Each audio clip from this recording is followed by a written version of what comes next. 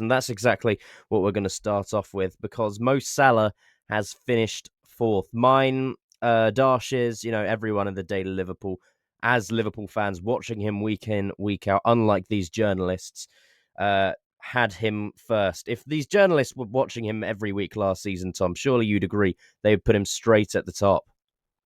Oh, without a doubt. I mean, we've been blessed to see Salah, player one of the best in our history, to put up these sort of numbers for years before. And again, we've been baffled that he's not been higher in the rankings in previous years. But I think questions in the last couple of years have started to arise whether his age is catching up with him.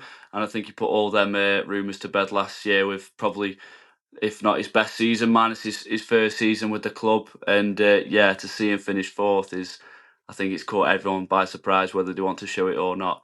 But at the same time, hopefully now he's looking at these rankings and he's ready now to put in another season of insane numbers and put himself in an even better position going into next year's ceremony.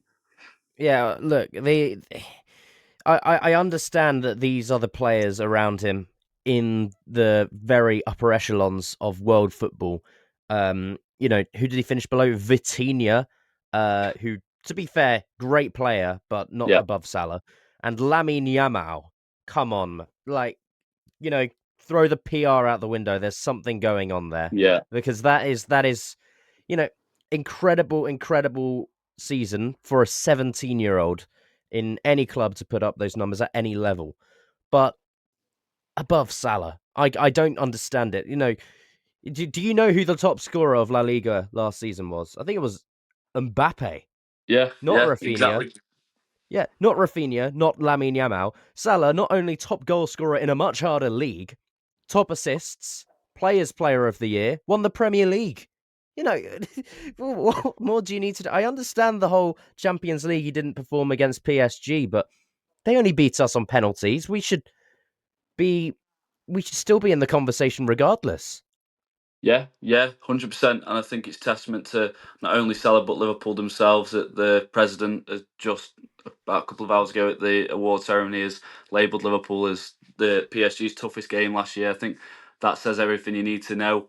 But yeah, no, I mean, we can say the likes of, okay, Salah's with amongst some of the top players. I'm not disputing any player that's even in that top 30. They're all top players and they're there for a reason. But yeah, I think like we were saying just before we came on air, that it's almost just becoming a bit of a popularity contest now. There's no Mm, way anyone with any sort of football brain is ranking Lamine Yamal over Mohamed Salah last year.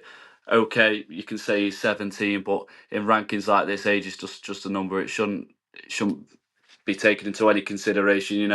Okay, he's 17, but the likes of Salah, who are 32, have been 33, whatever, has been questions of his age. That's just as impressive, putting up them sorts of that's numbers at the exactly. other end of the Yeah. scale as well.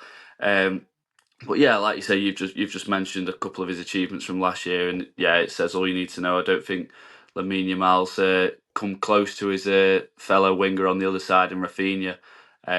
Yeah, so I'd have liked to have seen a top three of Rafinha, Salah, and Dembele. I think they're the clear front runners. Yeah. Vitinha's been fantastic. He's a very important part of PSG's team, and I'm glad to see him get the recognition that he deserves. Because I'm a big fan of him. But yeah, listen, we're talking about three wingers that are probably separating themselves from the rest of the footballing world last season. Preferably like to have seen Salah first, but yeah, I think for me they're the three without any argument that should be the top three, and the likes of your Malavatini should be just in that class below them. So yeah, very Yeah. surprising.